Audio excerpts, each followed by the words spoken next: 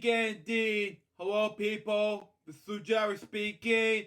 Welcome to Crazy Bunch's Web Show, episode number 76. The Halloween episode of Crazy Bunch's Web Show.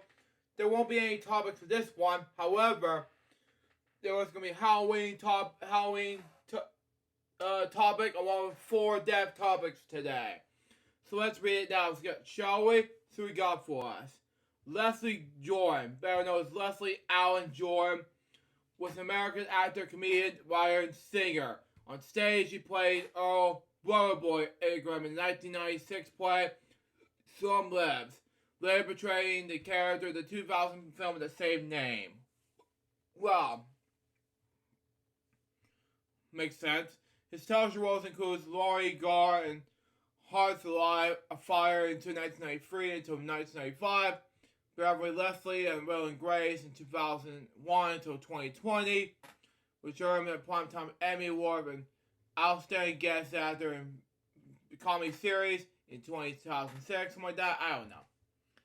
In addition to playing several characters in the American Horror Story franchise 2013 and 2019, he Lady Wilson Sid in The Cool Kids 2018 and 2019, and Phil and Call Me Cat in 2021 and 2022.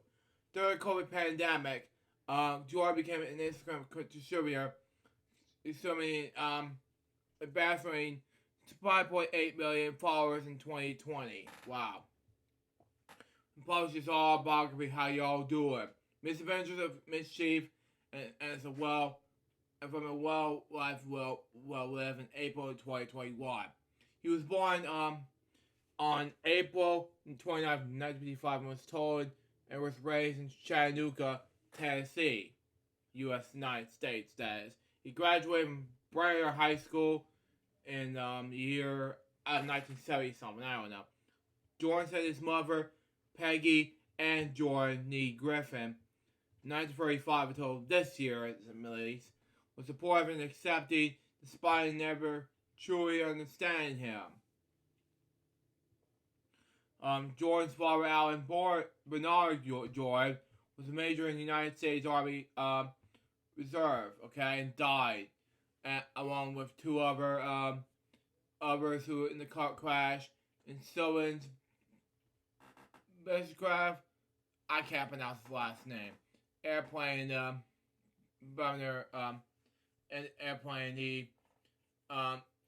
Camp Shelby, Mississippi, on March 31st, 1957, when Jordan was about almost 12 years old. Wow. In a 2014 interview, Jordan said that he had a difficult time growing up and got Southern Baptist. Wow. I was baptized 14 times. Every time the preacher would say, "Come forward, sinners," I said, "Ooh, I was out in the woods with that boy. I better go forward." He moved forward to Los Angeles in 1982, where he became involved with drugs and alcohol and arrested several times. He began journal daily with helping him recover from drugs and alcohol abuse. In 2010, Jordan told talk show host Wayne Williams, which, by the way, according to Rent Ray podcast, they hated him by the way. They has been sober for 13 years. Wow. In the same appearance, Jordan said that before that he gave up drinking. Wow. We once shared a cell with Robert Downey Jr., and when they both appeared later on Ally McBeal, Downey couldn't quite place where they have met before. He was openly gay, owing his AIDS crisis. Jordan became involved with the AIDS Project Los Angeles, APLA for short, as a buddy, as a food delivery person, but Project Angel Food. His career began when Jordan began his career in 1986. In film and television. Appeared as Malone and adventure series for The Fall Guy. He quickly became recognizable in the industry and his exponential size and suffering draw, okay? He appears as newspaper editor, Mr. Backley, in the movie The Help. In his television career, it includes the guest appearances on Murphy Brown, Will and Grace,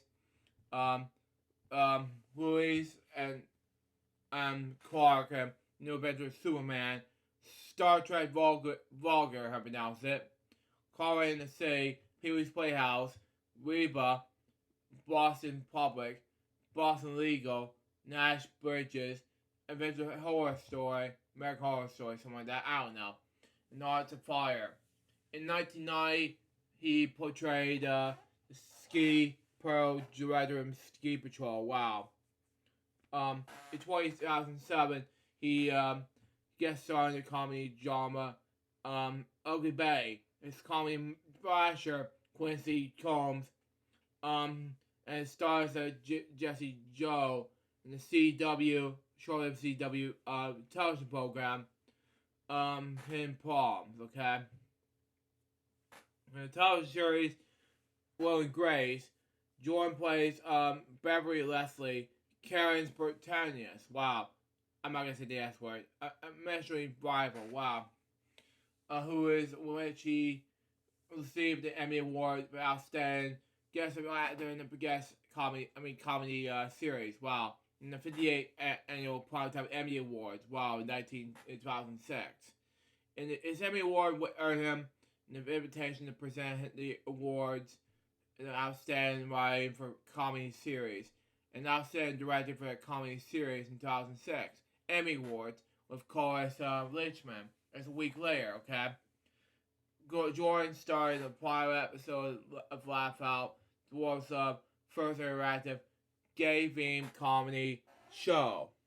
On August 18th, 2014, he became a housemate through the 14th season of the British reality game show Celebrity Big Brother. Wow. He was the second person to leave the Big Brother house on August 29, 2014. Wow. In January 2015, he guest starred in the British sitcom Benny Draw. I'm having this sitcom's name. Sorry, for 2 episodes as a character Buckaroo. Okay, and on November 1st, 2017, he appeared in the new British television drama Living the Dream, produced jointly by Sky Big Top Productions, but branded by Sky Original Production.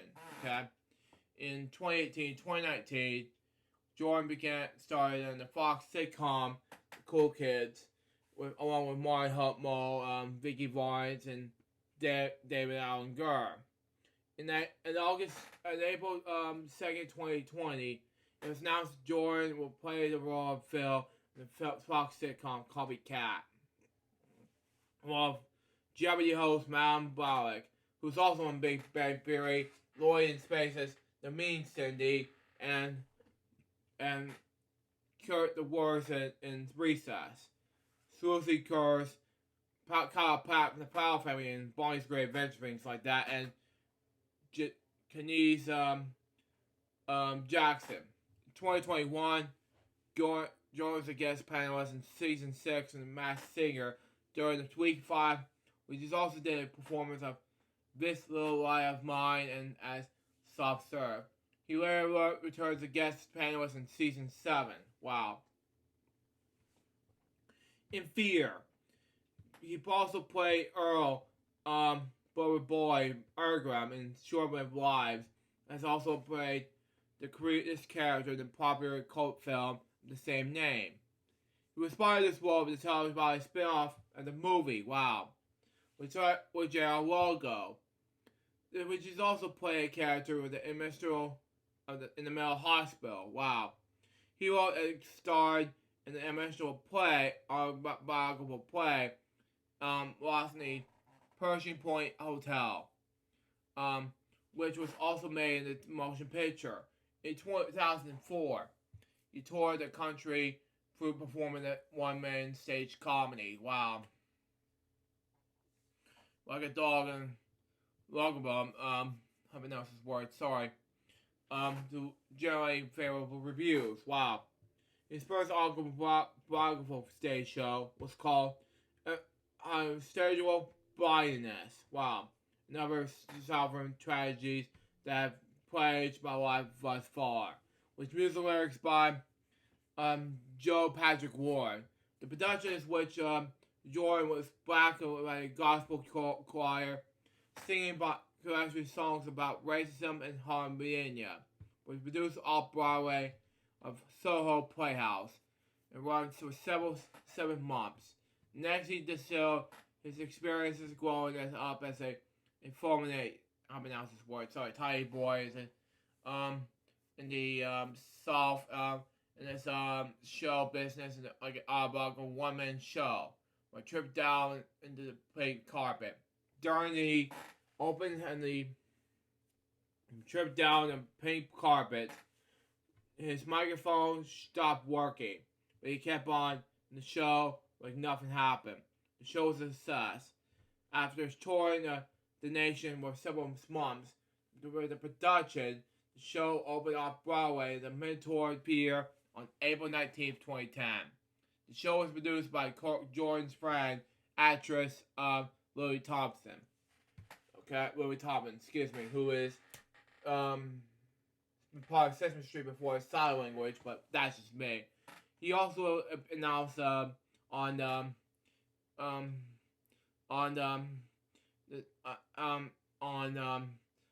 Thompson was also sign language and singing same time. But anyway, he also announced on the Paul Gray's show where they also bring his show to London's Apollo Theatre. Okay, his music began when he released his gospel music album Comedies coming in 2021.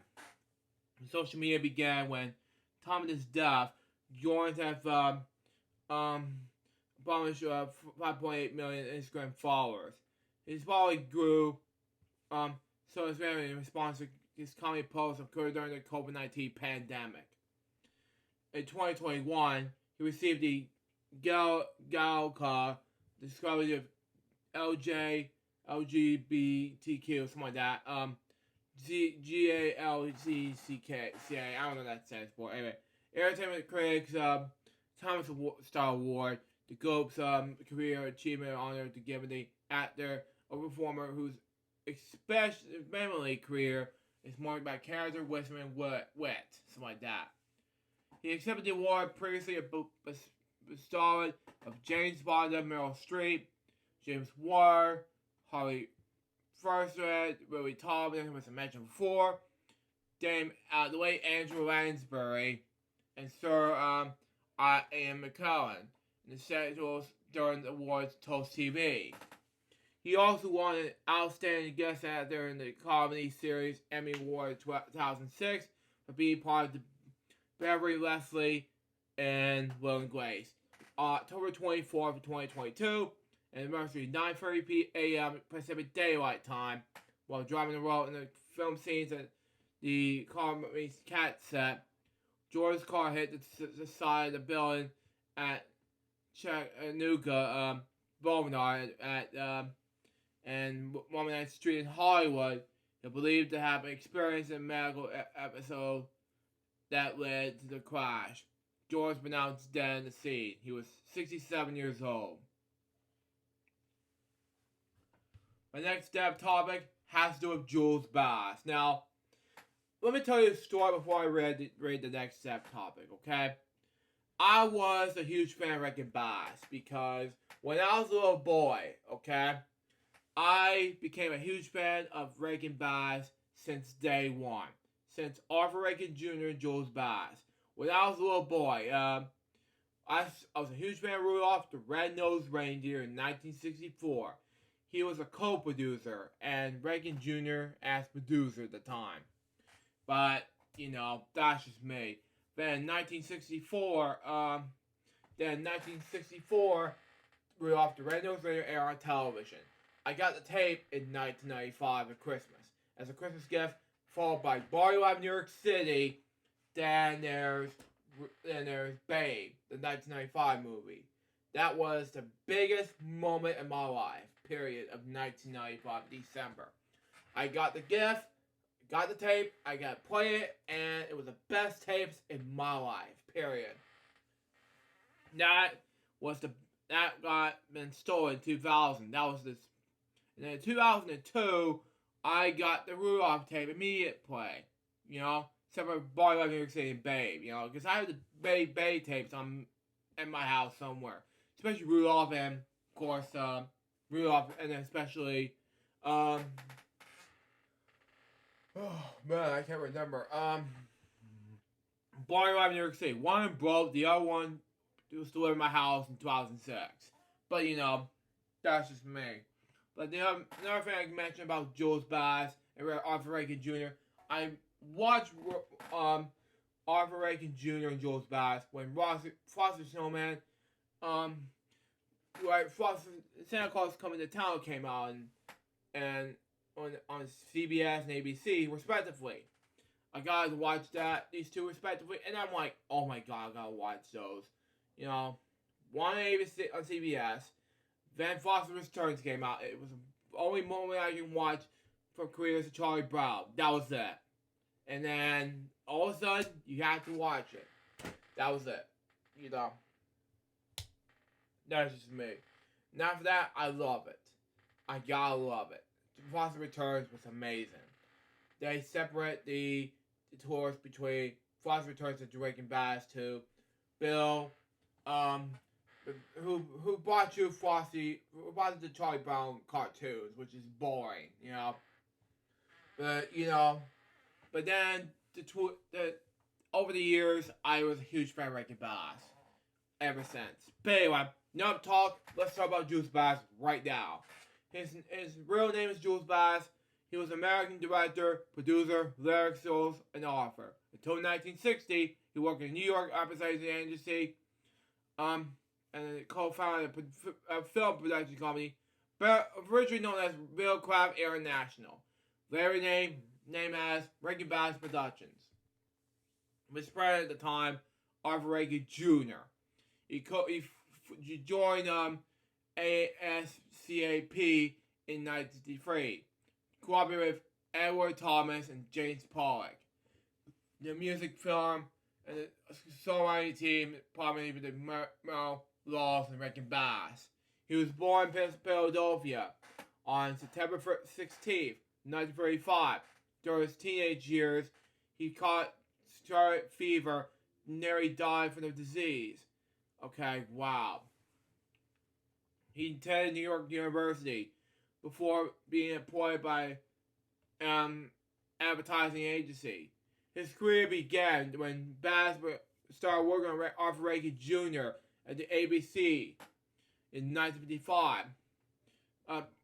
Rankin was the art director and Bass was a copywriter. Wow, these two were great for my childhood growing up. I grew up with these two, and my god, 1955 was the best years for Rankin Bass I've ever seen. Anyway, the pair eventually made television commercials. Wow, before moving on to television series and movies, they were established Videocraft International in 1960. Wow, I mean, to be fair, I've seen these shows like The Adventures of Pinocchio and Tales of Wizard of Oz. Those are great Rankin Bass moments. Anyway, they released their first syndicated television series, The New Adventures of Pinocchio, which is great news.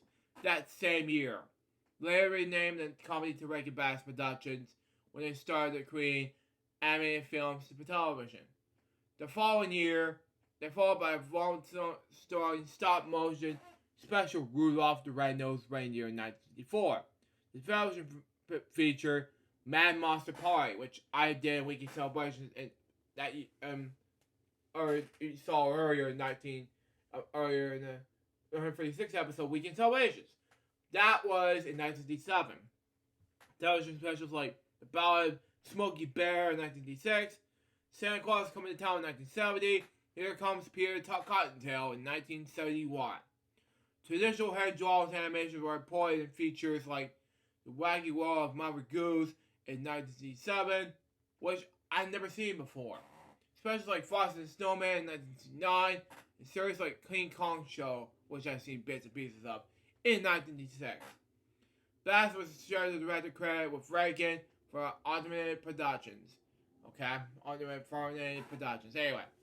This layer combination includes the hit cartoons like Thundercats in 1985 until 1989. When the Window was 1987, and Bass wrote the lyrics for many of the films he directed, collaborating with composer Mary Walls, who passed away last year. What, is that right? Let me see. No, it was 4 years ago. 3 years ago. Sorry. Anyway, this began his first solo directing project, the live-action stop-motion feature, The Daydreamer, 1986. Okay? Well, that I've seen bits and pieces of. Bass also wrote for some of the comedy specials, includes the phenomenous Julian D. Garner at the time. Wow. Makes sense. Some of which who includes The First Christmas, The Story of the First Christmas Snow, Live at and the Adventures of Santa Claus, and the Emmy-winning, award-winning nominated Drummer Boy Book 2.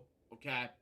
With Rawls, he co-wrote the songs performed by Fred Astaire, Debbie Kay, Mickey Rooney, Ed Wynn, who is part of the Alice in Wonderland 1951 movie, the Alice in Wonderland movie, and of course the 1964 Mary Poppins. Anyway, Patty Duke, Ray Bolger, Shirley Booth, John Hudson, Ronnie McDonald, Danny Thomas, Jose Ferrier, Vincent Price, Phyllis Diller, Boris Karloff, who was the Grinch at the time and the narrator, and the Venice Boys Choir.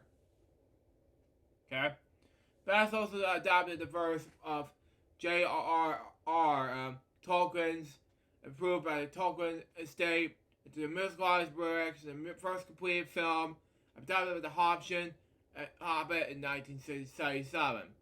The animated feature produced by NBC was awarded for Peabody Award. Bass stopped directing and producing films in 1987. He later offered a series of children's books. Wow.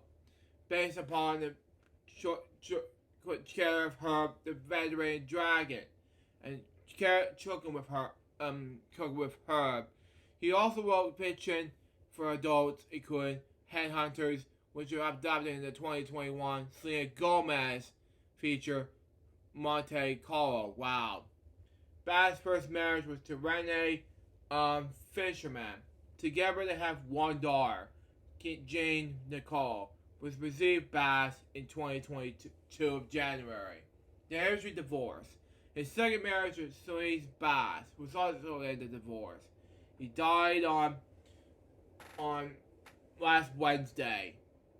He was at a retirement home in Wayne, New York. He was 87 years old. My next topic has to do with this one I saw behind the music before, but he died recently. His name is Jerry Lee Lewis. Anyway, he was an American singer, songwriter, and pianist. Better known as the nickname The Killer of piano playing. He was described as rock and roll's first great wild man, and one of the most influential pianists of the 20th century. And a pioneer of rock and roll and rockabilly music, better known as that, but anyway. Lewis made his first recordings in 1956 at Sun Records in Memphis, Tennessee. Okay? Crazy Arms sold 300,000 copies in the South. In 1957, okay, 57 hit Worldwide Shaking Going On.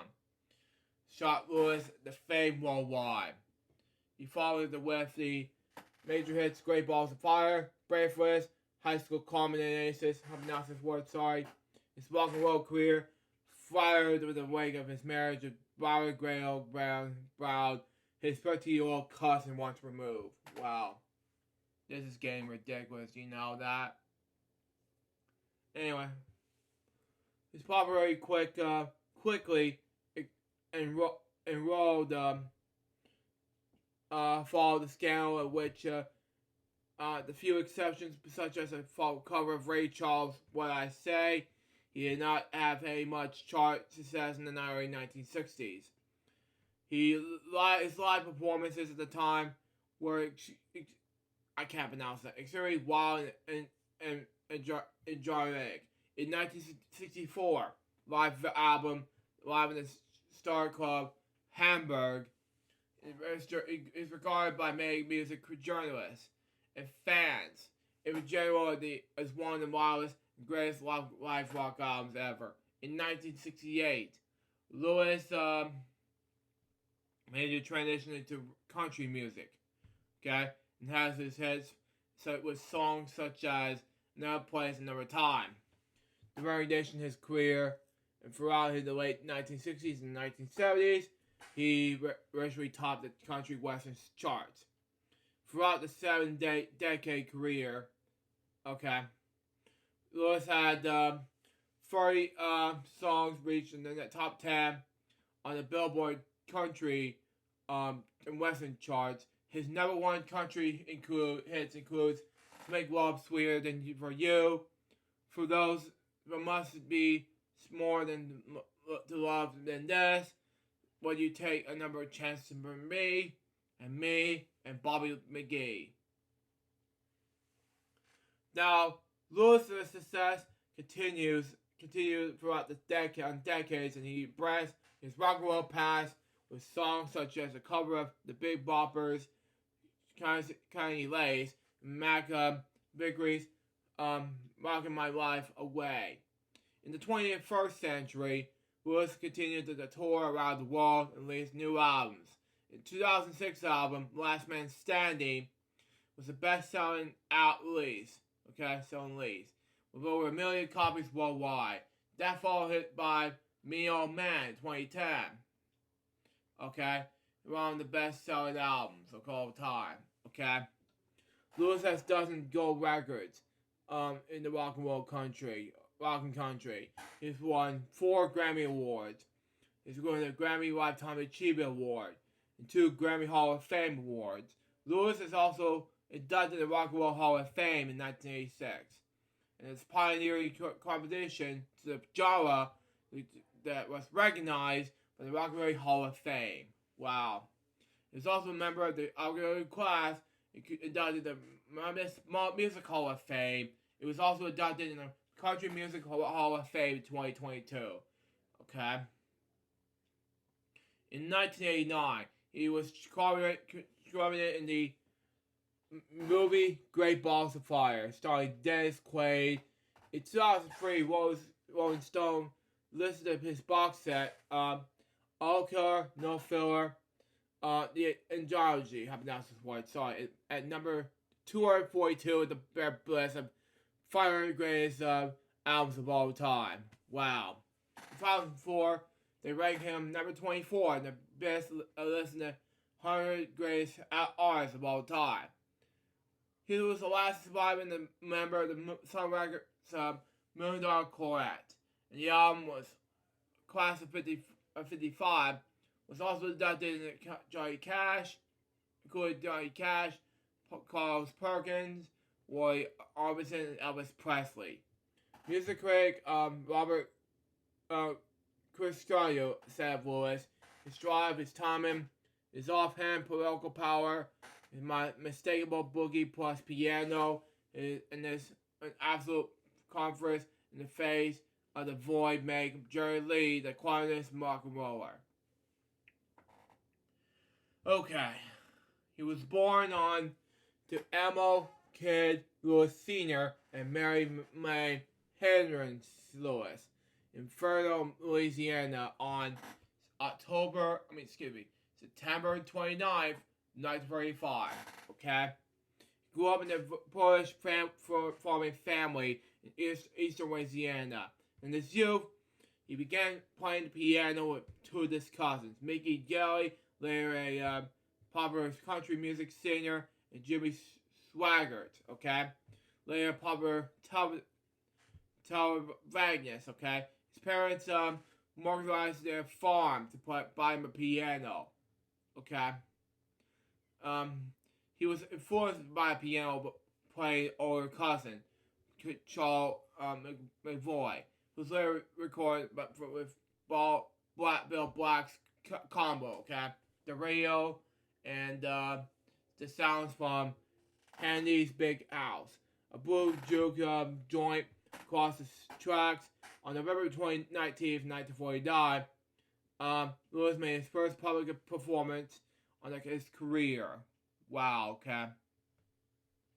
Playing with the country western band, the car camp dealership on the Faraday. Wow. To hit the set with a cover of R&B artist Sticks McGee's Drinking Wine, Swappo D.O.D. on the live album Wild Quest, one of the greatest live show on earth. Lewis is her naming Moon McGraw is the artist who inspired him. What was that? I heard crackling noise going on. Anyway, his mother enrolled him to the Southwest Bible Institute in I can't pronounce that. Texas, okay? Okay. So he could sing initial songs exclusively. When Lewis Darley played a boogie woogie rendition of My God Is Real, at the church in this ministry, how to pronounce it, in association with the school that same night. Wow. Perry Green, then president of student body, related how during the talent show Lewis played some worthy music. The next morning, the dean of the school called Lewis and Green into this office and to expel him. Wow. After that incident, he went home and started playing at clubs and around Faraday and Natchez, Mississippi, becoming part of the burgeoning new rock and roll sound, cutting his first demo recording in 1952 from Cosmo Manda in New Orleans. Around 1955, he traveled to Nashville, Tennessee, where he played in clubs and tapping new build interest, okay? But it was turned down to Grand Ole Opry, where it was already the Louisiana Hayride, countryside, and radio show stage board, okay? Now, I'm not sure what state that was in. It was Louisiana. Okay. Makes sense anyway. Okay, I'll be right back. I gotta get some water and read the career when I come back. I'm not gonna do a commercial break in this one, but I have to pause it right there. Come right back.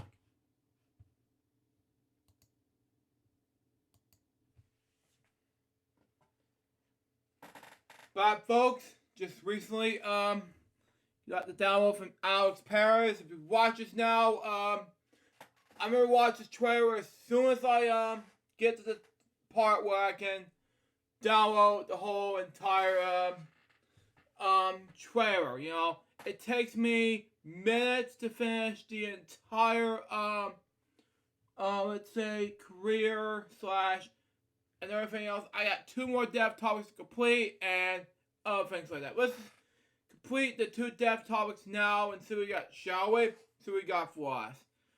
Okay, let's continue. Anyway, his career began with in Sun Records. In November 1956, Lewis traveled to Memphis, Tennessee to audition for Sun Records, okay? Label's owner Sam Phillips was in Florida. Wow. But producer and engineer Jack Clement records Lewis recorded Lewis' rendition of Ray Price's Crazy Arms and his own comparison End of the Road. In December 1956, Lewis began recording privately as a solo artist and a session musician for other Sun artists, okay? And including Charles Perkins and Johnny Cash. I can't pronounce that, sorry. His piano playing can be heard on many tracks recorded at the Sun in late 1956 and early 1957, including Charles Perkins, Matchbox, Do Your True Love, and Put Your Cake Clothes On. cat clothes on. Excuse me. I misspoke. Anyway. And Billy Lee Riley's Flying Saucers Rock and Roll. On December 4th, 1986, Elvis Presley dropped in with Phillips to play his social visit when Perkins was in the studio trying new tracks with Lewis's backing him on piano. Johnny Cash was also there with Perkins, okay? The four then started a Pearl jam session, and Phillips left the tape running. Wow. These recordings also have, which were gospel songs, were released on CD as $1 Million Corvette. Wow. Tracks also includes Elvis Presley's Don't Be Cruel, Predator, Chuck Berry's Brown Eye, Handsome Man, and Pat Boone's Don't Firm Me. Okay? Well, makes sense anyway. Lewis' own singles, which he'd been billed as Jerry Lewis and his pumping piano. Wow. Advanced his career as a soloist during 1957. So hits such as Washington Going On, as as Big Bounty Cover, and Great Balls of Fire, his biggest hit. To bring him international fame, criticism of the songs. Wow. Which prompted some radio stations to boycott them. In 2005, Washington Going On was selected the permanent partition in the National Recording Registry of the Liberty of Congress. Okay? According to several first-hand sources, including Johnny Cash, Lewis, and W. Kristen. Okay? He was troubled by sample nature of his own material, which he believed was leading him and his audience to hell. Okay? He except of Lewis. Okay, I don't know what's going on. Sorry about that, everyone. Except Lewis's character was inspired in Washington Payne's portrayal of Lewis in the 2005 film Walk the Line, based on Cash autobiographies. Wow. As part of the stage act, Lewis pounded the keys in his heel. Okay, Nick kicked the piano. And I misspelled the this wrong. But anyway. Okay, misspoke anyway. Sorry. Hit the piano bench and aside played standing, okay? Raking his hands up and down the keys, sat on the piano, sat on the keyboard, and stood at the piano. He told the Pop Chronicles that kicking over the bench originally happened by accident.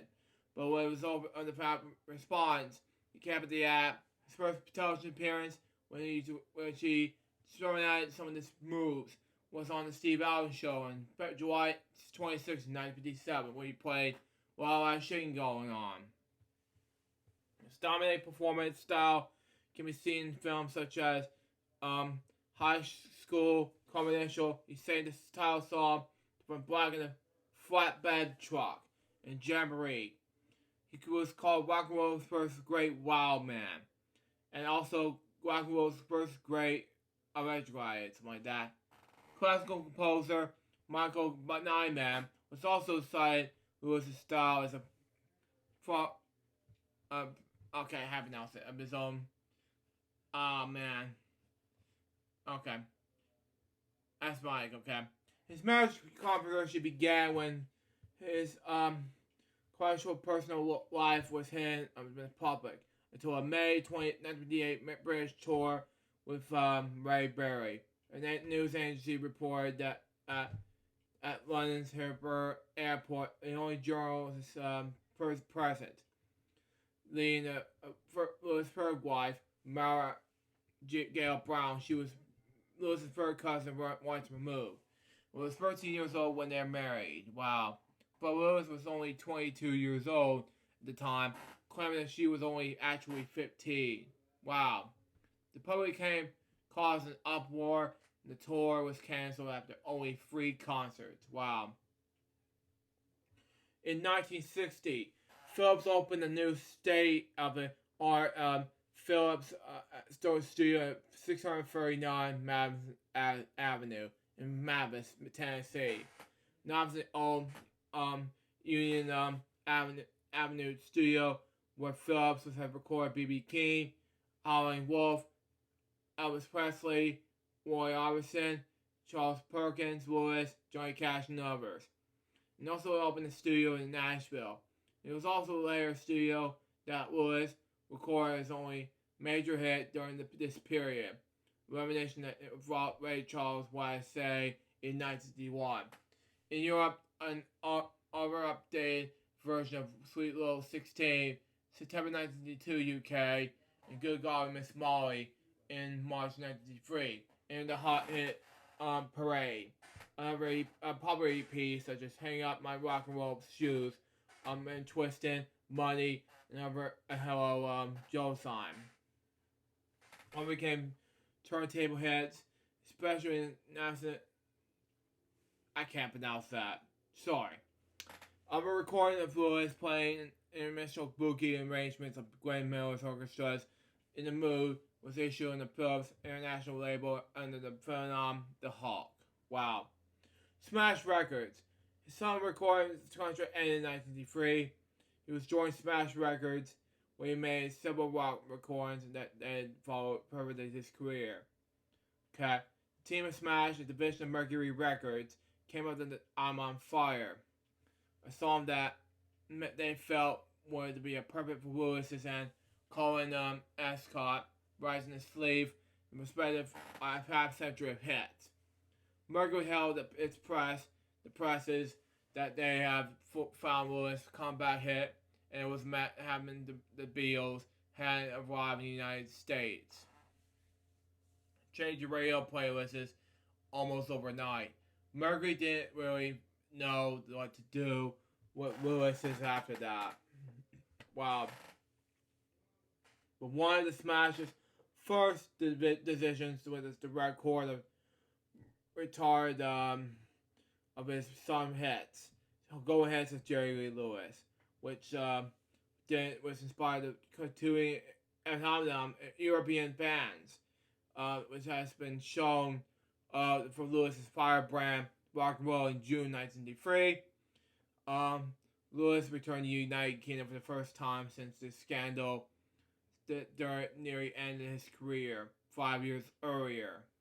The headline performance that on the MV Royal Davido for the cross-channel rock and roll cruise for Scott and Essex to Bali in France. For this performance, he was backed by Richard Blackmore and the Outlaws. None of Lewis's early Smash albums, including The Return of Rock, Mammoth Beast, and So My Way, were commercial successes. Live of the Stars Club Hamburg. Okay? Live, one major success during these lost years was a concert album, Live at the Star Club Hamburg. Recorded in the Nashville Teens in 1964, was a concern of one of the greatest hit live albums ever.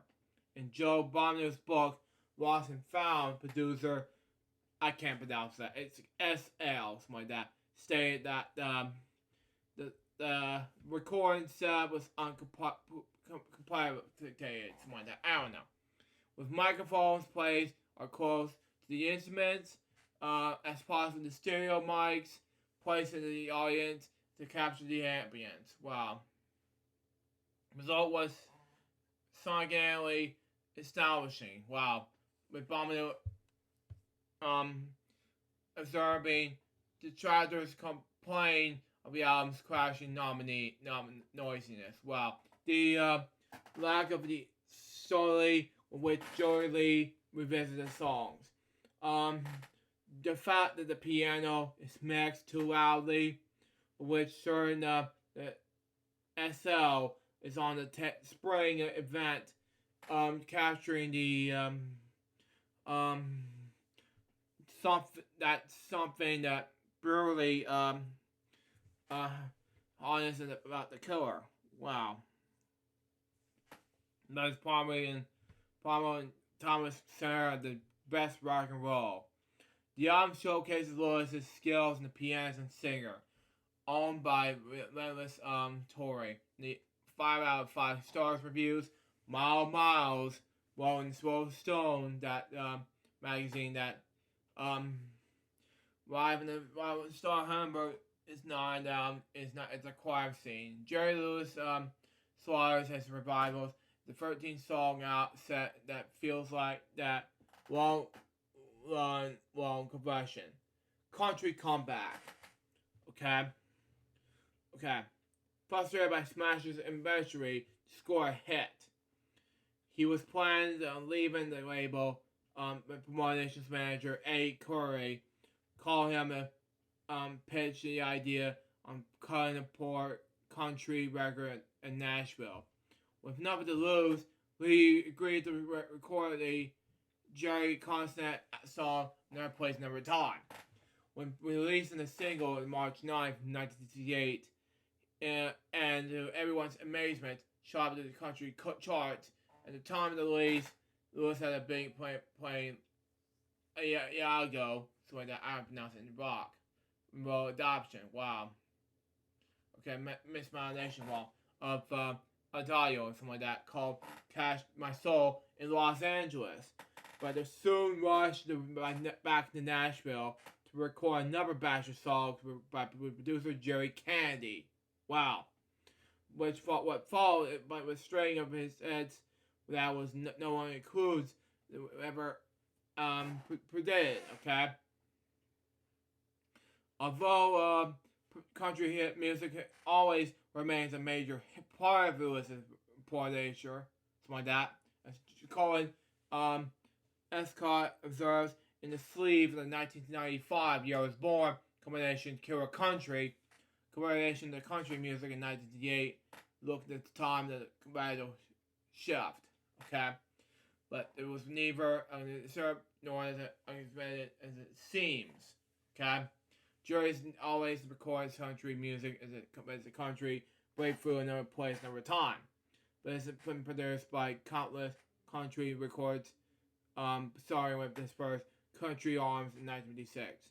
The last time Lewis had a song on the country charts was with Pen and Paper in 1964. But with its reached number 36, but another place, another time, Goose Gold in the Rays in 1994 and remained in the charts for the first 17 weeks. Okay? Between 68 and 37, Lewis had 17 top 10 single hits. Okay? In the Billboard Country charts. Including the top and the topper, chart toppers.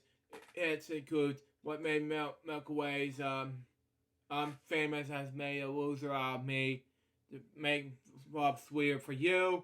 She still comes around to fill up what's left for me.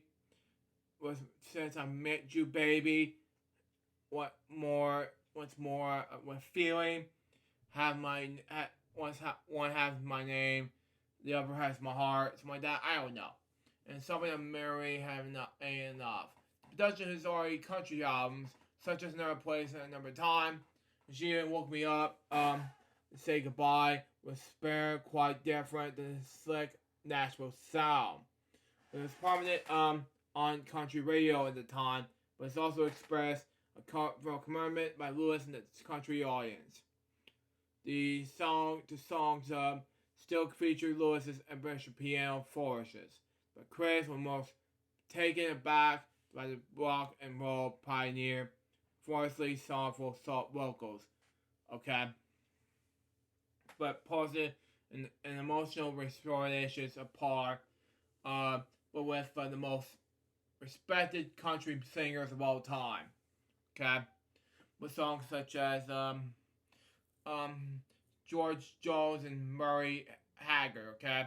In this book, Jerry Lewis, his own story, biographer Rick Bragg noted that the songs Lewis was recording were the kind of that were starting to call hard country, not because it was rock, but had a rock beat and crossed the whole with the rock in a real way, but because it was more society that was coin and overproducing mess out of that country radio.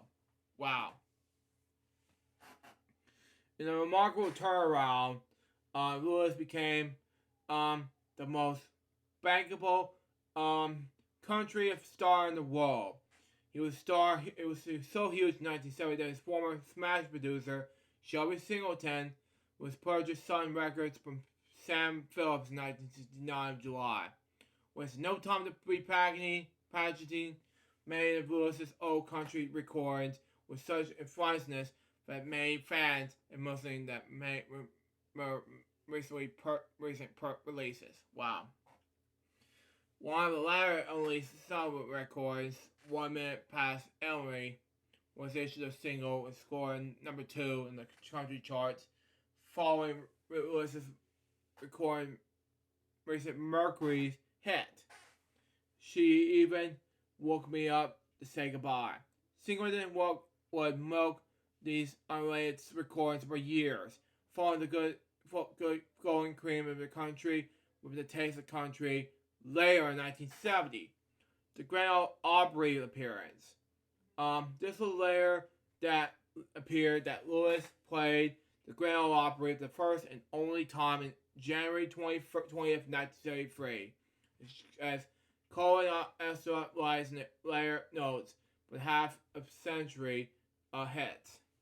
It's a matter of time that embellishing the music city ever since he was turned away from the bashing musician before his glory days at Sun Records. Okay, it was 18 years since he left Nashville, broke and disoriented. Wow, Lewis was never truly accepted in Nashville. He didn't move there, he didn't smoosh there, he didn't fit in the family value crowds. Lewis' family weren't necessarily worse, but they were different. As recounted in the 2015 online Rolling Stone article by DeVille Dunkery, Lewis opened his comeback single "Another Place, Another Time," ignoring his embodied the time's contracts and thus commercial breaks. Wow. Lewis played the 40 minutes and Austrian Revenge Opry performance in 2 songs, with about 8 minutes of stage time maximum. Invited Del Wood, the one member of the Opry who had been kind of him, who he had been there as a teenager. Out on stage to sing with him. He was blessed to prove that who had shit going on, Working Man Blues, and of course, Good God, Miss Molly, and the host of other classics. The session in Solving Roots. He returned to pop charts with Me and Bobby McGee in 1971 and Strategy Lands in 1972 with This Turning Events, coupled with Events Public Interest and the Violet Bench Rock and Roll. Inspired Mercury to fly Lewis in London in 1973 to record charts of British and Irish musicians, okay? Includes Moya, Gallier, Kenny Jones, and Albert Lee. Okay, by accounts, all accounts that session was tender. Okay, the remake of Lewis' old Sun Cuts, "Drinking Wine," Super D.O.D. was his album's hit single. Wow, reached number 20 in the Billboard's country charts and peaking at number 41 in the pop charts. Wow, makes sense in any way. The session was the highest pop charting since 1954's Good Hits of Jerry Lewis. Okay, hit number 37. It was by far better than the country albums charts, rising to number 4. Later that year, he went to Memphis, Tennessee. Okay, record Sound Roots back in the home to Memphis. Oh, hold on. Born. Oh, yeah, Louisiana. Never mind. Okay. Never mind. Misspoke anyway. Okay. It's Tennessee. Anyway. Soul and First Rock album and produced by Howie Max. Okay. According to Rick Bragg's on Fly's 2014 biography, the killer was in a full mood when he showed up in the Trans Maxim Studios in Memphis to record. Is that Tennessee? Let me see that. Yeah, Tennessee, I was right, okay. During these sessions, he influenced the producer, friend, and killer photographer, Jesus, and drank a man's eyes to his way to not only on the fog. During one exchange that we heard of the 2013 reissue, starring with the original sessions. Wow. Marks asked Lewis, "Do you want to try one?" Meaning to take. Which was Lewis replies, "If you got enough effing sense to cut it, you know." Lewis is still pumping out country albums. Although his hits were beginning to dry up. His last big hit was Mercury, was Middle Age Crazy, was made in number 4 in 1987. His later career began when, in 1979, Lewis switched to Career Records and produced the critically acclaimed Jerry Lewis, although sales was disappointing. In 1986, Lewis was one of the original inductees in the Rock and Roll Hall of Fame. Although looking frail after several hospitalizations due to stomach problems. Wow. Oh, wow. Wow. Lewis was responsible to begin a planned jam at the end of the evening, which is eventually incorporated into all future events. Okay. That year, he returned to Sun Studio in Memphis to the team of Cash and Perkins, alongside the longtime measures like John Fergie to create the album Class 55. Wow. Makes sense. Anyway, in 1989, a major motion picture based on his early life in rock and roll, Great Balls of Fire, brought him back into the public eye. Especially when he dedicated to record all of his songs in the movie soundtrack. Wow. The film is based on the book of Jerry Lewis' ex-wife Mary Gail Lewis, and starred Dennis Quaid as Lewis, Wire as Mara, something like that, and Alec Baldwin as Jimmy Swaggart, something like that. Sorry about that. Anyway, the movie focused on Lewis's on early career and his relationship with Mara, and ends with the scandal in the late 50s. Wow. A year later, in 1990, Lewis was made minor news with a new song he recorded called It Was Whiskey Talking, Not Me. It was included in the soundtrack in his hit movie Dick Tracy. The song is heard in the movie, played on the radio, public downfall of his cousin, television, evangelist Jimmy Swaggart around the same time, Wallace and Moore advertised publicly in the Trouble family. Swaggart is also a piano player. He's another cousin, country music star Mickey Gilley. All three listened to the same music in their youth. And Fragrant Haney's Big House, the friendly club that featured Black Blue acts. Okay, Lewis and Swaggart a complete complex relationship over the years. In 1998, Lewis toured Europe with Chuck Berry and Little Richard, which he matched Billy Mitchell back in 2020. Okay, on February 12th, 2005, he was given a Lifetime Achievement Award by the Recording Academy. Okay, on September 26, 2006, the new album titled Last Man Standing was released. Okay, featuring many of the rock and roll released as guest stars. Okay, receiving positive reviews. The album charted in 4 different Billboard charts, including 2-week stay and number 1 in the indie charts. The DVD entitled Last Man Standing Live, featuring content footage from many guest artists, released in March 2007. Wow.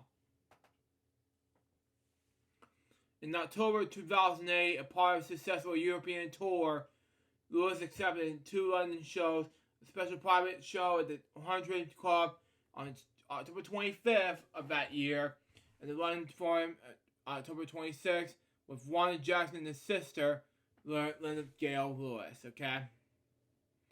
On August 2009, in advance of this new album, a single entitled Me Old Man was released to download. It was written by Chris Golfin and something like that. An EP featuring the song Four More was also released on November 11th. On October 29, 2009, Lewis opened the Rock and Roll Hall of Fame's 25th anniversary concert in Madison Square Garden, New York City. In May 2013, something like that, Lewis opened a new club in Beale Street in Memphis, Tennessee, which he was still considered an actively performance in concert.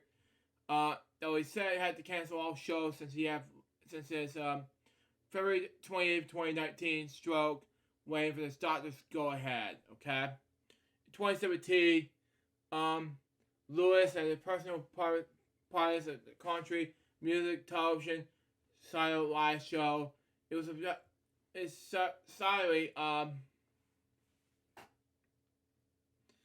silently recorded performance featuring a whole area of artists playing tribute to the music of Lewis, okay? In March 2020, it was announced that Lewis, together with producer T-Bones Burnett, was recording a new album of gospel covers. It was the first time he had introduced a record shoot following a stroke. On October 27, 2020, to celebrate Lewis's 85th birthday, the live stream was here on YouTube, Facebook, and on his official website. The live stream special was a celebration going on, featuring appearances performed by Willie Nelson, Elton John, Mike Love, Patricia Presley, Joe Walsh, and others. John Sable serves as a host. Jerry Lewis' Trouble in Mind is the title of the documentary that was released in 2002, directed by Evan Cohen. Earlier that year, a collab gospel album was released with Jerry Lee Lewis and his cousin Jimmy Swaggart, something like that. It's called The Boys for Furday. His music legacy starts with this, okay? Along with Johnny Cash, Carl Perkins, and Roy Orbison. Lewis received the first Grammy Award in spoken word category for the very rare album of Any Reviews, released with some early copies of Class 55 album in 1986. The original Sun cut of Great Balls of Fire was elected as Grammy Hall of Fame in 1998. The Lewis Sons recordings of Slow Eyes Shaking Going On was redesigned in 1999.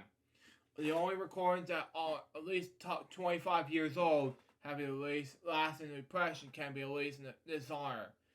On February 12th, 2005, Lewis received the Recordings Academy Lifetime Achievement Award the day before the Recording Academy's main Grammy Awards ceremony, which he also attended. Wow.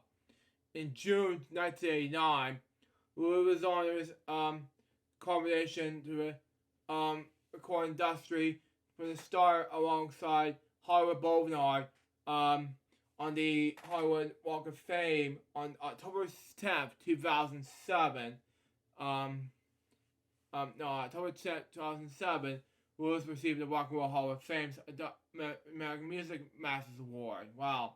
His next album, Me Old Man, was released on September 2010 and reached number 30 the Billboard 200 album charts. On November 5th, 2007, the Rock and Roll Hall of Fame and Chase Western's Reverse University in Cleveland, Ohio, honored Lewis with the 6 days of conference, interviews, a DVD premiere, and film clips, dedicating him and entitled Live and Music of Jerry Lewis. On November 10th of that same year, the week culminated a tribute concert compared by Chris Conversation, something like that. Lewis was presented to accept the American Music Masters Award and closed his own tribute show with his rendition of Over the Rainbow, Somewhere in the Rainbow by Judy Garland. On February 10th, 2008, he appeared with John Fogerty and Will Richard on the 50th Grammy Awards with performing Great Balls of Fire and the melody of Good Golly Miss Molly on June 4th, 2008. He was inducted into the Louisiana Music Hall of Fame, okay, and appeared on the cover of the 4th and performed in the finale's final act with the melody of Beethoven. Whole lot of shit going on in Great Balls of Fire. In December 2019, he was honored the Mississippi Country Music Trial marker in this ranch in Mesquite, Mississippi, to celebrate his competitions in country music. In May 2022, Lewis was announced as a member of director in the Country Music Hall of Fame and to be inducted this month. This year's inductee is trailblazers with which he paid for their own and unique path, which within country music. Sarah Traven, CMA CEO, said Jerry Lee, Keith, Wally, and Joe Drivers, that is, each found their musical callings early in their life and displayed a strong mind and flourishing passion in music making. In very different ways, they have a lasting impact in the industry and generation of fans alike. Wow. I am thrilled to welcome the disturbing class in the Country Music Hall of Fame. I'm just overwhelmed that have asked me here today.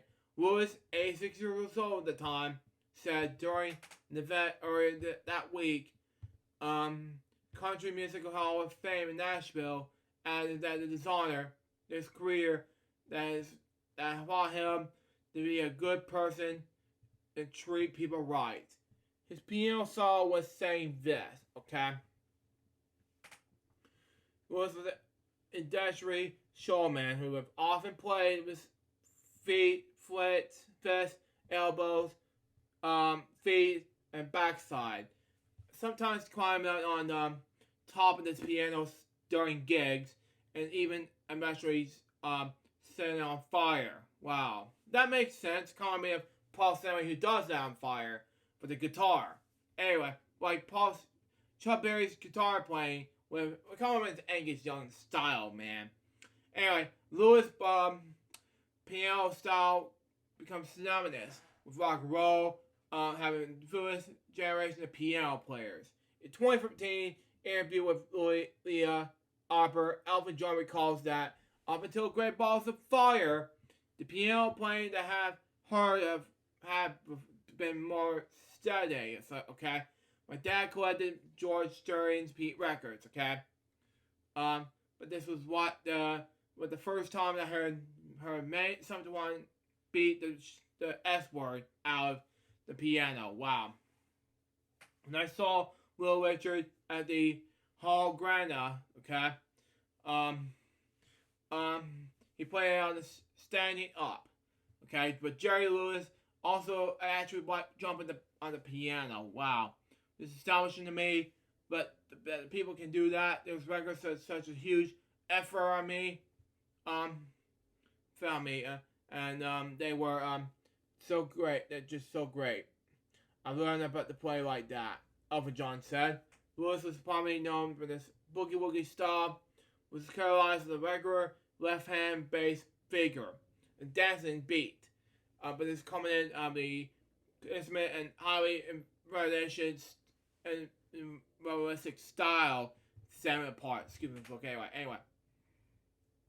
Appearing in the Memphis Sounds with George Quinn in 2011, Lewis credited his older piano playing cousin Carl McVoy as being a clear influence, stating that he was a great piano player, great singer, nice looking man, carried himself real well. I miss Carl so much. Lewis also cited Moon McCollin as a source of inspiration.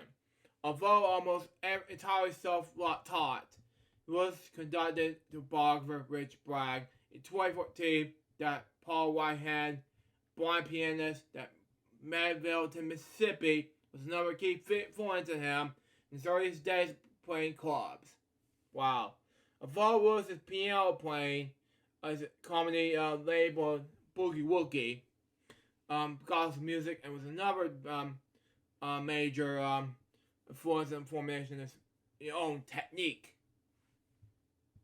In Joel Bummel's 2009 book, Jerry Lewis, Lost and Found, Mammoth's producer and musician Jim Dickinson calls Lewis an initial punish for interrupting the standard boogie woogie left-handed progression by omitting the 7th and repeating the 5th and 6th, creating a repetitive and driving cross-mention abominations like that. But relationally, almost coincidentally, something like that. Maybe Ellen May Moore's Moon Morgan had done it, something like that, but not in the way that became the prominent force of the song. Wow. Rockwell piano often the point that's been declined that by Roscoe Gordon, something like that. Ike Turner. And the Isaac Ray Charles. Wow. None of them were doing that. Was doing that. Even Little Richard, that is. As prominent these days he plays, was doing that shuffle, okay? There was someone in Jerry Lee that didn't want to play the sum. There was a crush shirt, something like that. Certainly in which the white special music you avoid some. Now, personal life. And then he made a lot of albums, like a lot. A bunch, that is. 1, 2, 3, 4, 5, 6, 7, 8, 9. There's a lot of discoveries on this. But anyway, personal life. Anyway, relationships and children. He was married 7 times. Wow. Including bonus marriages and marriages of his underage cousin. He has 6 children during his marriages. When Jerry Lewis was 16, he married Dorothy Barton, the daughter of the preacher. Their unload lasted 20 months, from January 1952 to October 1953. Lewis' second marriage in September 1953 to Jane Mitchum. Was his daughter's boundary because it was also in 20 days before his divorce. The bond was final. After 4 years, he filed divorce in October 1957. They have 2 children, Jerry Lewis Jr., who died in 1983, and Lonnie Gall, born in 1996.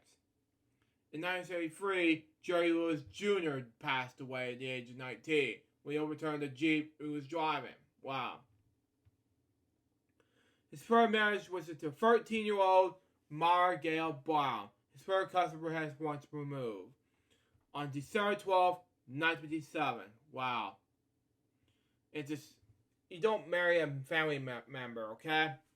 His divorce with Jane Mustin was not finalized before the ceremony took place. When he married Brown on June 4th, 1958, in 1970, Brown filed divorce on the grounds of adultery and abuse, charging that she has been subject to every type of political and medical abuse and battery. They have 2 children together. Steve Allen Lewis, born in 1959, and Phoebe Allen Lewis, born in 1953. In 1952, Steve Allen Lewis drowned in a swimming pool accident at the age of 3. His 4th marriage was to Jared Elizabeth Gunn Pate in 1971 until 1982. Pate drowned in the swimming pool in the home of his friend, who was been seen several weeks before divorce. Proceeds to be finalized. They have 1 daughter together, Laura Lee Lewis, born in 1972. Married Kathy K.K. Jones of San Antonio, Texas, televised in court during Lewis's income taxes evasions trial in 1984, and that she lived in the 1980 to 1983. His 6th marriage was to his 5th marriage comes to Sean Stefani lasted 77 days. Jesus. From June to August 1983. And with her death, an overdose matinees. Journalist Richard Ben Kramer unleashed that legal was abused and may have killed her. Neither of which is proven. His sixth marriage was to Carrie McGraver, lasted 21 years, from April 1984 to June 2005.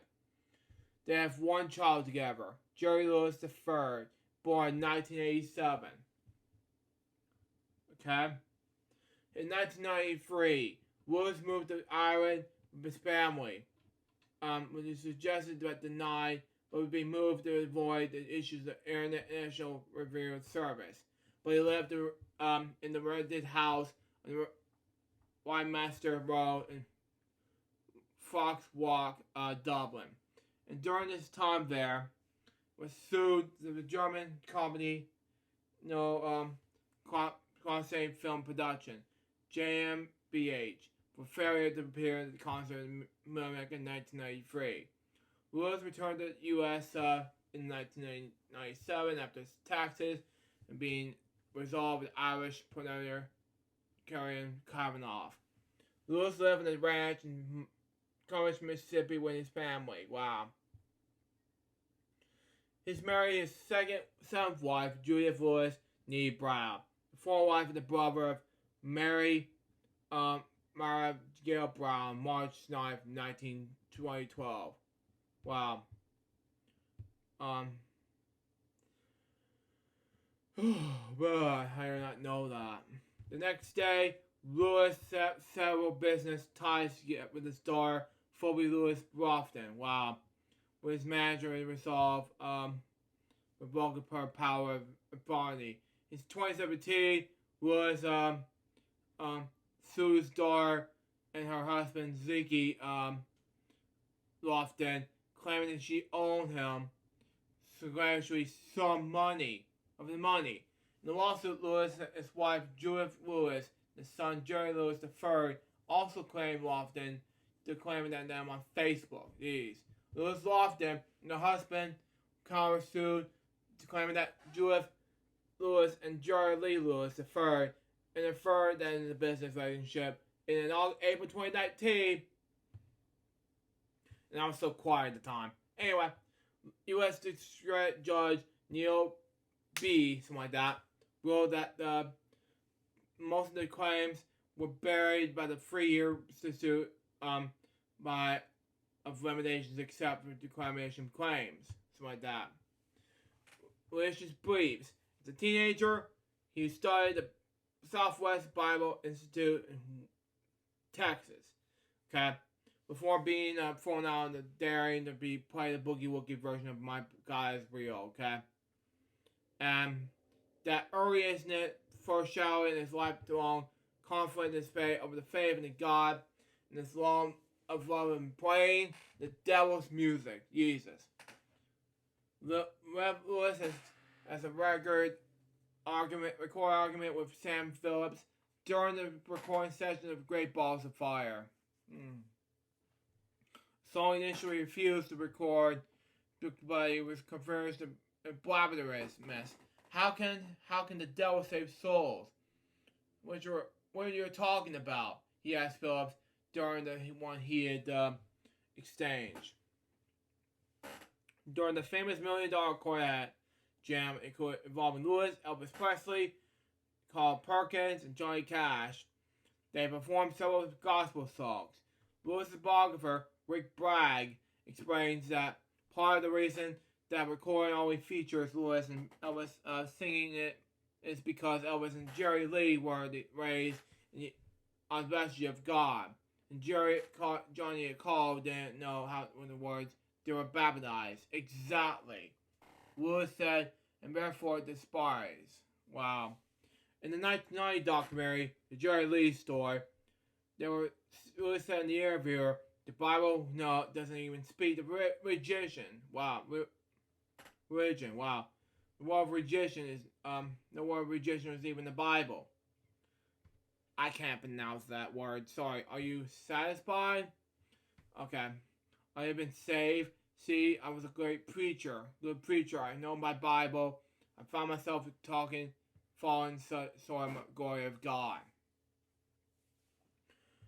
Gospel music was established as performing reportee.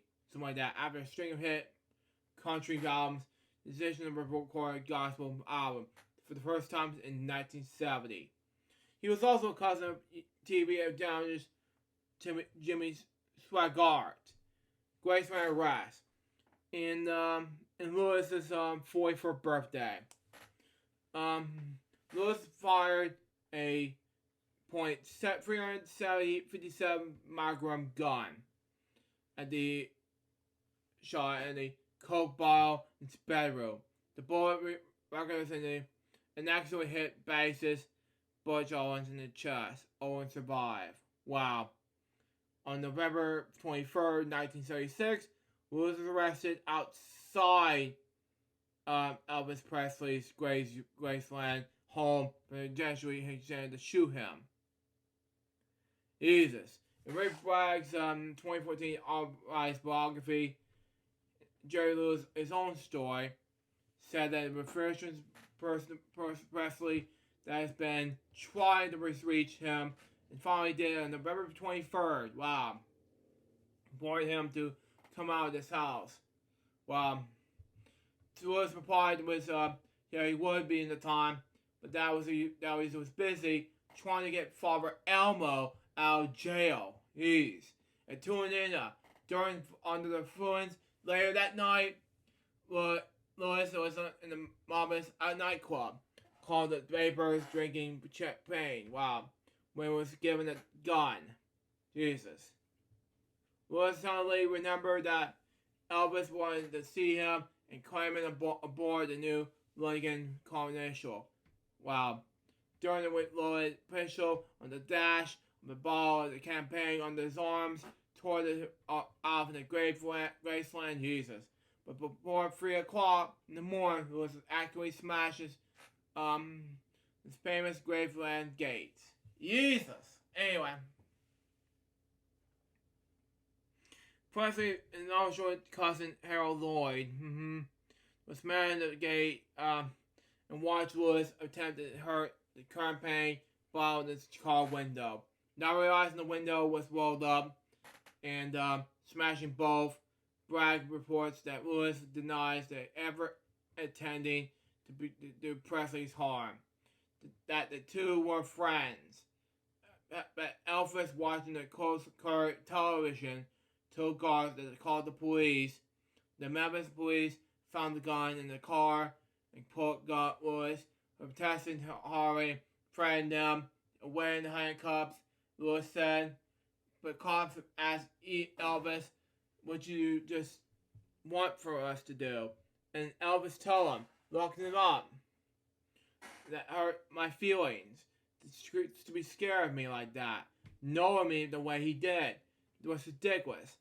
Lewis was charged with carrying the pistol in public drunkenness. Released a $250 bond. Wow. It's the equipment shot was wired around the world. Jesus. Presley himself died at Graceland 9 months later. Jeez. His death in 1979 was the IRS says probably that Lewis was covered as a $274,000 tax debt. Probably did include several automobiles, tractor, 5 motorcycles, jewelry, musical instruments, home entertainment equipment, and firearms. In 1980, an auction was held, but only 450 potential buyers showed up. Wow. The auction introduced $91,382 in US dollars, that is, less than a third of the debt. In 1984, Lewis was found innocent in any taxes. The next year, the IRS seized property for this Nesbitt, Mississippi ranch. In 1988, Lewis filed for bankruptcy, partially he was more than $3 million in debt including $2 million he owed from IRS. Stroke and death. On February 28, 2019, Lewis has a minor stroke in Memphis, Tennessee. He fully recovered after several canceled appearances. Yesterday, TMZ and other news outlets falsely reported that Lewis has died. 2 days ago, or last Wednesday, I don't know. 2 days later, he died in his home in Nesbitt, Mississippi, following a bout of phenobia. Yesterday, he was 87 years old. Wow, it saddens me, I know. My next topic has to do with Vince Dooley. Okay? My last one, okay? He goes by the name of Vince Dooley. And before I do my last one, my mom and 3 other friends of my mom's from that who's been friends of hers since childhood, Joan, Mary, and Christine watches the 1980 Bulldogs win in 1981. They just like, wow. They wanted the Bulldogs win, so there you go. They say, they won, all that stuff. But this year alone, Mom and I was like, we won, all that stuff. It was 1980. There you go. Okay. It goes by the name of Vincent Joseph Dooley, okay? He was American college football coach seasons 1984 to 1988. An athlete director from 1979 to 2004 of the University of Georgia, UGA for short. During his 25-year head coach career in UGA, Dooley compiled a 20-1, 77-10 record. This team won 6 Southeastern Conference titles in the 1980 National Championship. After the 1980 season, Dooley was recognized as college football's Coach of the Year by several organizations, including National Supercasters and Sport Writers Association, which annual awards and has been remained as the Paul Bear Pride Award. He was born in Mobile, Alabama on September 4th, 1932, and he was Irish-Italian descent. He attended the McGill Institute, emeritused by the Brothers of the Seminary Heart. And he completed them on behalf of McGill's athlete teams, known as the Yellow Jackets, and for a few years considered basketball to be his best sport. Dooley's award the football scholarship, studies at Auburn University, where he played college football and later coached under Ralph Shug Jordan. He later graduated with a bachelor's degree in business management in 1994, and was a member of the Pi Kappa Phi Fraternity. Okay. After serving as a fighting officer in the United States Marine Corps in 1954 and 1956, he returned to Auburn and eventually attained a master's degree in history in 1953, okay? His coaching career began with this, okay? After spending the first 10 years of his coaching career, defense coordinator in Auburn, Dooley was hired as head coach in Georgia. In his 25 seasons, he averages 8 wins a year, okay? Won 6 Southeastern Conference championships from 1966, 1968, 1976, 1980, 1981, 1982 combined, and won national championship in 1980. After the 1980 national championship season, Dooley was offered the head coaching position at Auburn. Wow. Encouraged by the former Auburn teammate and Alabama governor, Bob James. However, Dooley eventually declined the job, which the Georgia Albanese Pat died. Okay. In his first preseason of Georgia, Dooley went 3-0 versus Georgia Tech's Bobby Dye. Okay. Eventually, Dooley was influenced by Dodd's style and approach with the game. It was a first retirement in the Bobby Dodd's Coach of the Year award. Wow. At the time of his retirement, he was the second winning coach in SEC history, behind only Bear Bryant. Wow. Post-coaching career. Wow. After leading UGA in 201 victories, 6 SEC championships, and 1 national championship as head football coach, Doley retired and focused on his post as athlete director, which he held since 1979. Doley built Georgia into one of the most successful athlete programs in the United States. During his time as an athlete director, he hired former football coach Mark Rich, something like that, from Florida State University. Watch this, Billy, it's for you.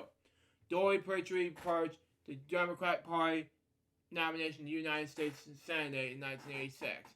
His wife, former Barbara Mesha, ran in the Republican Party primary in the United States House in 2002.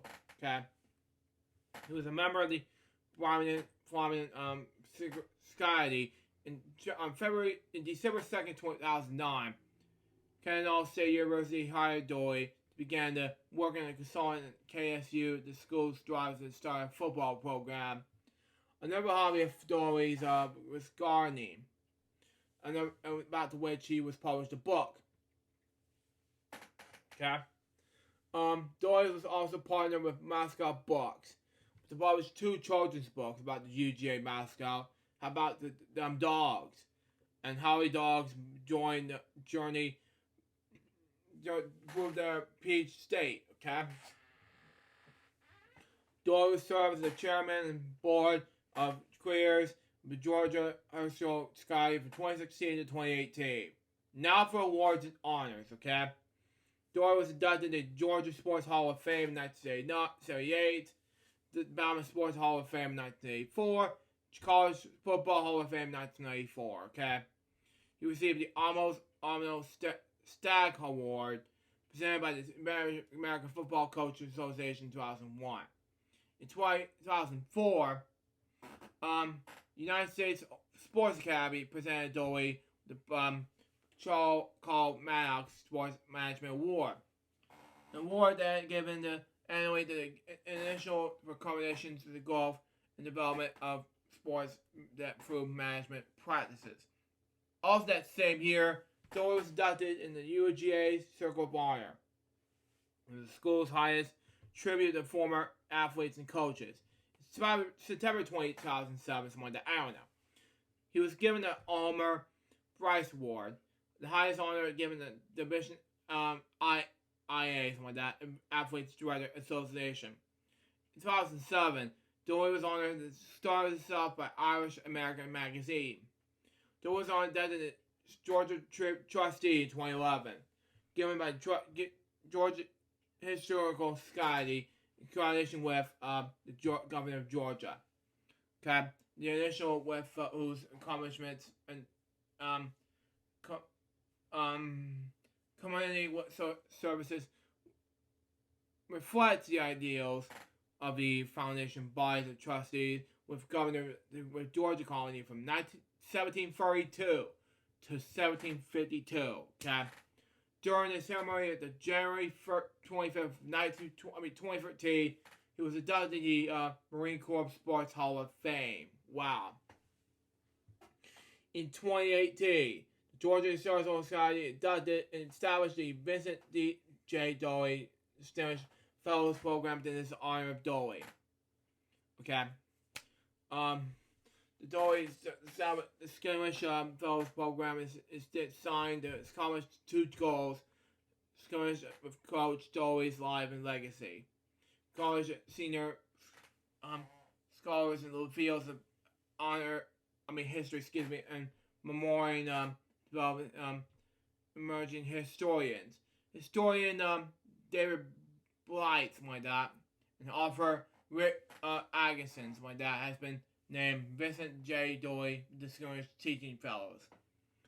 On September 7th, 2019, the football field has University of Georgia was named Dewey Field and is on this coach. Wow. The Georgia Historical Society holds the Vince papers. During 2009, the papers include correspondence, memos, clippings, physical records, football schedules, and calendars, input applications, contracts, speeches, photographs, initial materials, and publications dating in the 1950s until 2004. Now for his personal life. He was married to Margaret Mitchfield from March 1960. They met while studying at Albert together. Wow. And were married till his death.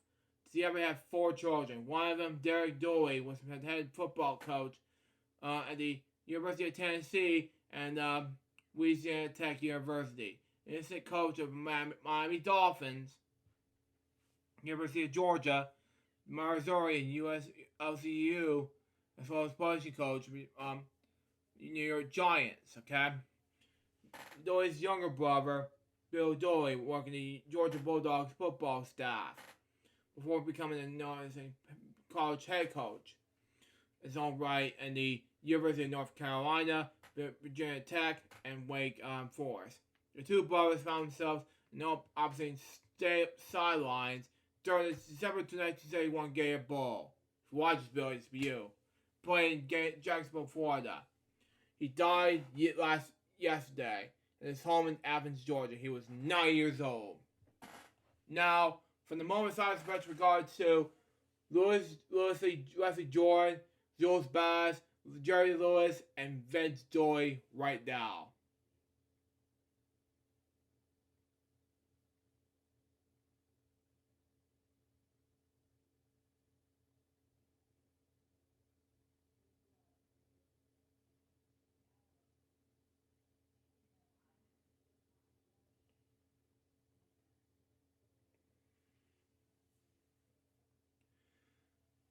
Thank you. Recipes these 4 people. Now, before we go, folks, we want to wish you all a happy Halloween to all of us here at FWO. Crazy Bunch's web show. Now, that's fun facts of the week for you guys. That's all my topics and fun facts of the week. Happy Halloween, and this is a Halloween episode of Crazy Bunch's web show. And that was the Crazy Bunch's web show episode number 76. Hope you enjoy it. Stay tuned. Next one's gonna be episode number 77. Not sure we're gonna be as of yet. Coming up next, it's gonna be a brand new episode, brand new trailer for the movie that you will be seeing on Halloween night, edited by my friend Alex Paris.